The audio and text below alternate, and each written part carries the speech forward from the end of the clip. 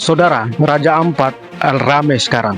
Dampak dari kampanye cepat media sosial. Publik gebrak pintu, marah lantaran lagi-lagi banyak pejabat dan pengusaha urus negara asal-asalan. AI ikut bantu bikin gambar, bikin video, bikin tulisan pro dan kontra, hingga bikin rame alias viral.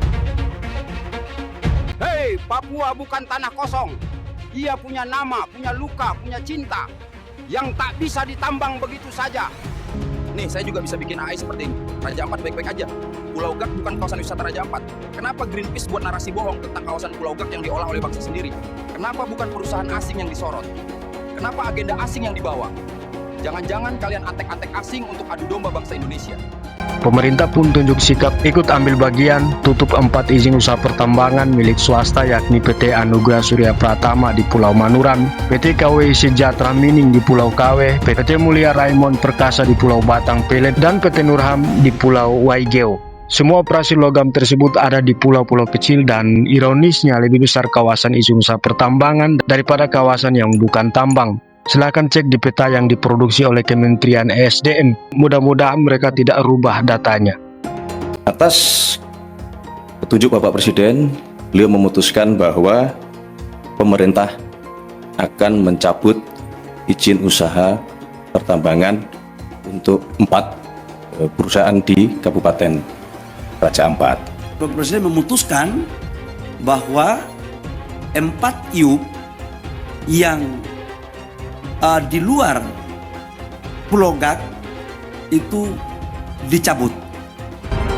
Selanjutnya pemerintah berdalil pencabutan 4 IUP itu lantaran galian bahan mentah perusahaan ada di kawasan UNESCO Global Geopark Raja Ampat, merusak lingkungan, langgar ketentuan hukum, tidak punya dokumen sakti lingkungan yang manusiawi alias dokumen analisis dampak lingkungan yang memadai, juga tidak gandeng masyarakat adat dalam urusan izin tambang. Lalu tambang-tambang itu beroperasi di wilayah konservasi, pulau kecil dan pesisir.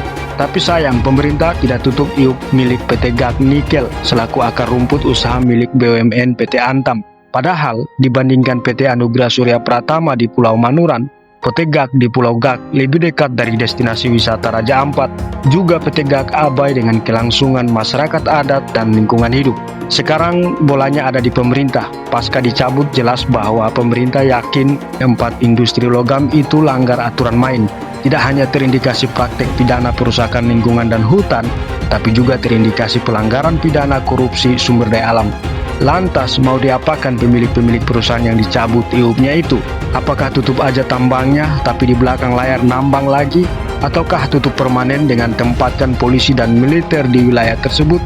Apakah proses hukum adili aktor utama alias pemilik perusahaan? Ataukah ganti rugi saja dan aktor-aktornya bebas berkeliaran di mana-mana?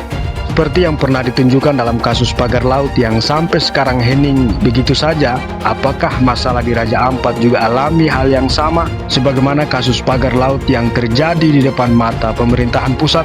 Lalu bagaimana dengan BUMN PT Gak? Apakah sikap pemerintah benar-benar terkesan pilih kasih terhadap 4 perusahaan tersebut? Bagaimana ini?